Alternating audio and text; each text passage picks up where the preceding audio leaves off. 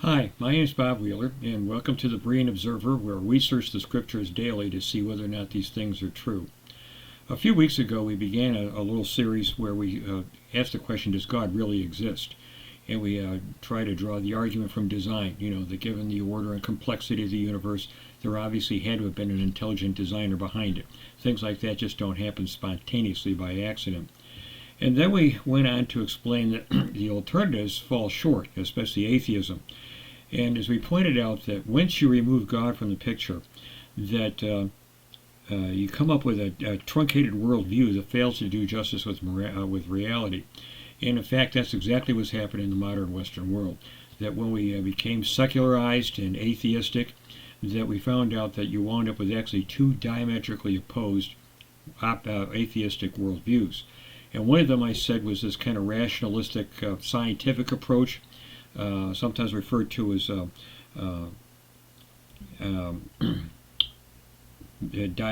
materialism, deterministic materialism, in which basically you start with science and you wind up arguing that the only thing that exists is physical matter, everything in nature conforms to natural laws, and there's this endless chain of causality. And of course, as we pointed out, the problem with that is, where does that leave us as human beings? We wind up being, nothing more than lumps of clay. We're just apes that have descended from lower forms of life. And as we pointed out, that we know from our individual self-consciousness that just plain isn't true. That we're thinking, feeling human beings who can make decisions, and that we're not just mere animals or, collections of molecules. So that's one approach that Western thought, secular thought, has taken. But then it turns out there's a completely opposite atheistic worldview, and that we could call irrationalism. And basically it takes the form of existentialism and post-modernism. And so that's what we basically want to look at today, is where instead of the you wind up, so instead of thinking of this, naturalistic materialism, this, mechanical worldview, instead what we have is basically irrationalism. And of course, one of the key figures of that in the 20th century was the philosopher Jean-Paul Sartre. And in 1946, he gave a famous lecture called Is Existentialism and Humanism? And in it, he talked a little bit about what existentialism exactly is. And one of the things that he said, that basically the way he defines existentialism is that existence precedes essence, or if you will, that we must begin from the subjective. So in other words, he's going to do the exact opposite that the scientists do. The scientists begin with, the physical universe and what we can observe and, the natural laws that seem to govern everything. Sartre begins with the individual self and our own individual self-consciousness. And he goes on to give a little bit of an explanation of that, where he says, atheistic existentialism, of which I am a representative, that is Sartre, declares that with greater consistency that if God does not exist, there is at least one being whose existence comes before its essence, a being which exists before it can be defined by any conception of it. That being is man, or as Heidegger has it, the human reality. What do we mean by saying that existence precedes essence? We mean that man first of all exists, encounters himself, surges up in the world, and defines himself afterwards. If man is the existentialist, sees him as not definable, is because to begin with, he is nothing. He will not be anything until later, and then he will be what he makes of himself. Thus, there is no human nature, because there is no God to have a conception of it. Man simply is. Not that he is simply what he conceives himself to be, but he is what he wills, as he conceives of himself already existing, as he wills to be after that leap towards existence. Man is nothing else but that which he makes of himself. And so what he's saying, in a sense, is that, we just exist. When we talk about existence precedes essence, there's no human essence that defines us as human beings. We just exist as autonomous beings in this impersonal universe. And on the surface, he makes it sound like it's very attractive. We're free to define ourselves whatever the way we want to make ourselves what we want to be. But as we'll see, that doesn't always work out. And then he goes on near the end of his lecture. It was a famous lecture that he gave in 1946. And At the end there, he kind of answered the question he started off with, is existentialism and humanism? And here's what he said. This is humanism, because we remind man that there is no legislator but himself, that he himself, thus abandoned, must decide for himself. Also because we show that it is not by turning back upon himself, but always by seeking beyond himself an aim which is one of liberation or some particular realization, that man can realize himself as truly human. In other words, he's trying to argue that what makes a human being human is this radical freedom that he has to just define himself any way he wants to. Well, it turns out that probably along that line, probably the most famous and most influential, and I could argue most destructive book of philosophy written in the 20th century was written by his girlfriend, Sartre's girlfriend, Simone de Beauvoir, and the book was called The Second Sex. And it's had a tremendous impact on society, mainly because it wound up becoming the Bible of the radical feminist movement, and it's had a tremendous impact, and I would say a very negative impact on Western society as a result. And of course, he starts off with existentialism, just the same way that her friend Sartre did. And she says that the biological and social sciences no longer admit the existence of unchangeably fixed entities that determine characteristics. Science regards any characteristic as a reaction dependent in part upon a situation. Now, it's a little bit hard to see how in the world she could argue that.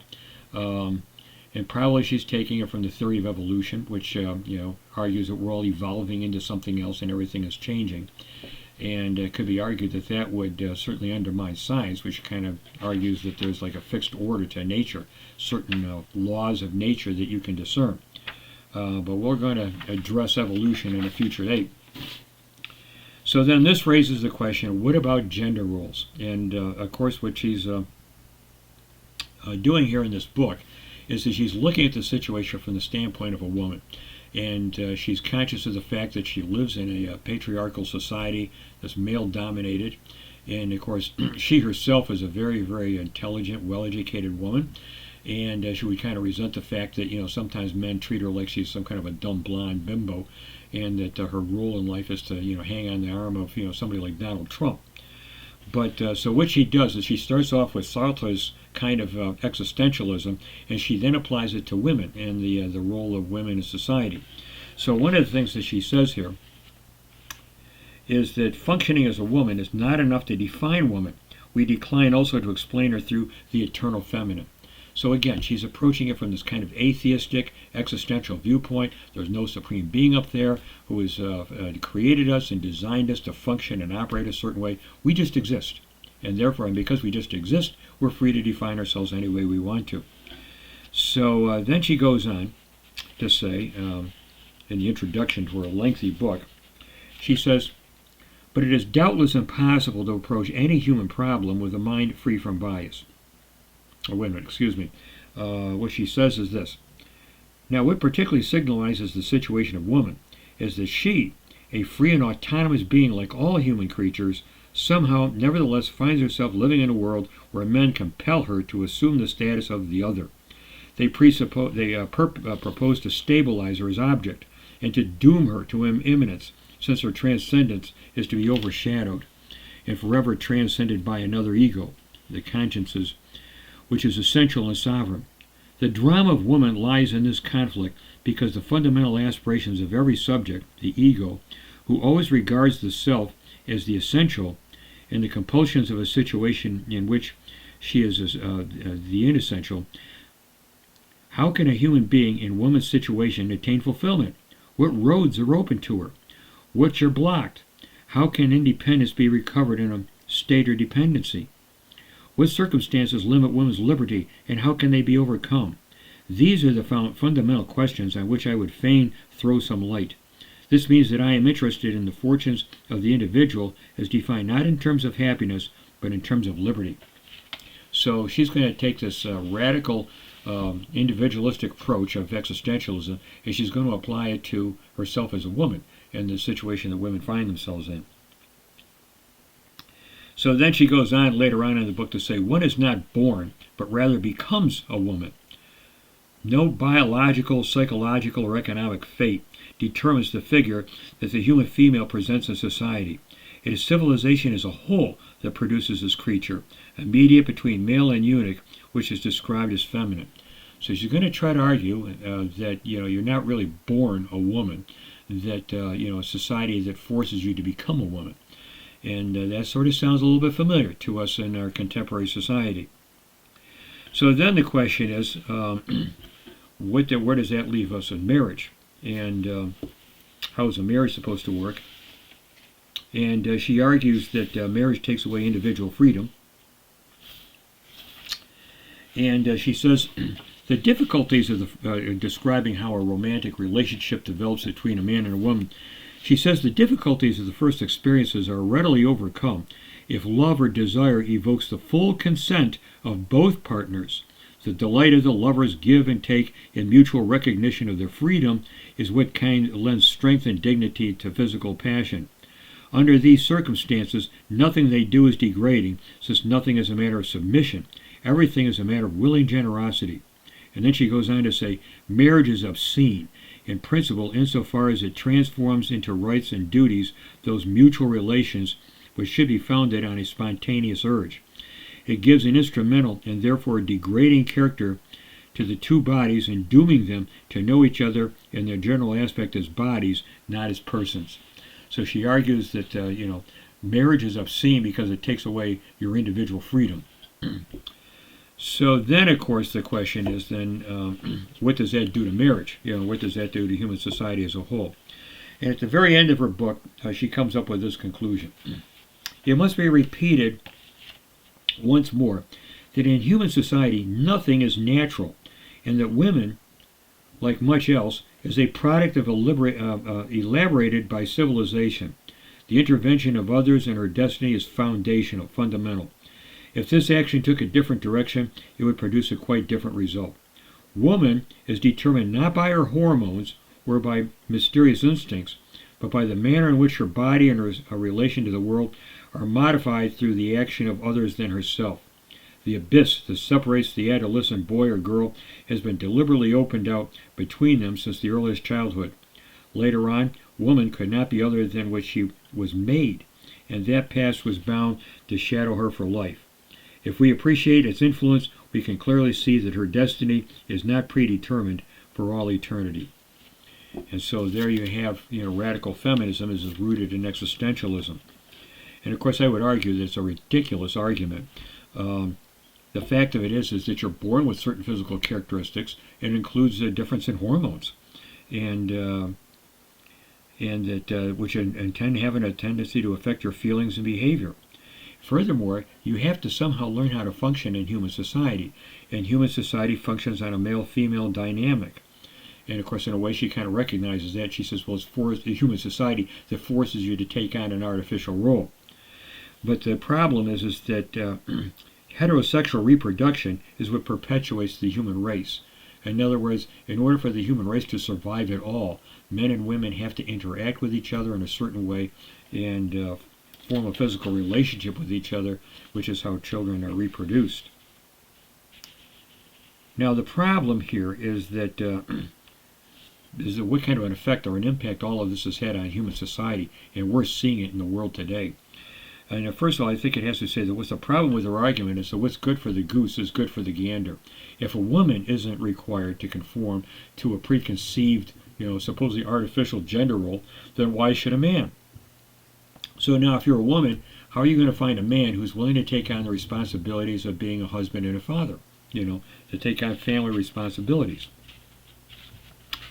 And basically what has happened in our society is because of this general atheism that has come to prevail, there's a refusal to recognize universal truths and moral absolutes. And this in turn has resulted in a breakdown in public morality. People don't feel any sense of moral obligation to anything outside of themselves because they just forget about God. Some of them would argue that God doesn't even exist. Then this in turn has resulted in the disintegration of the family structure. And, somebody who's worked for the Census Bureau for several times in the past and currently does tax preparation, I've witnessed firsthand the breakdown of the American family.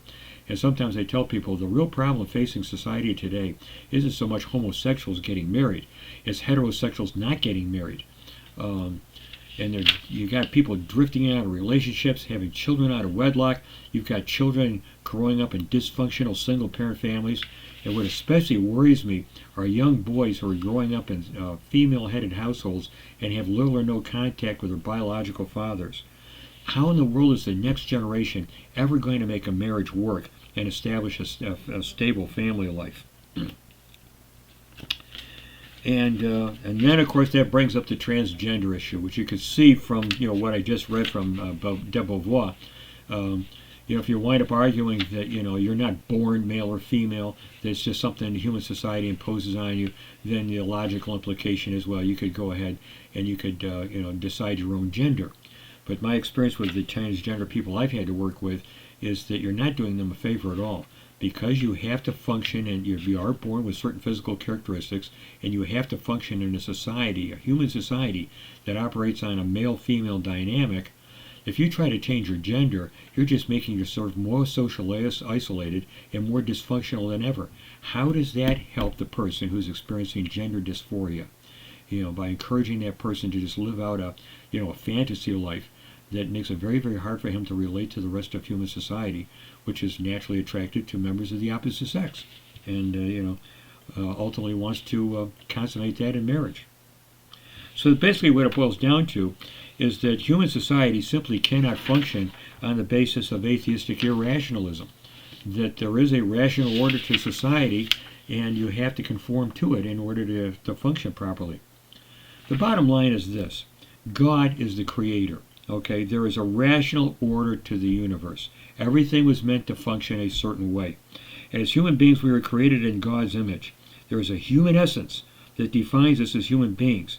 It says, God first says that, he said to himself, let us make man in our own image. So humanity started as an idea, a concept, an essence, if you will, in the mind of God. And then God proceeded to make actual living flesh and blood human beings that conform to the essence that already existed in God's mind.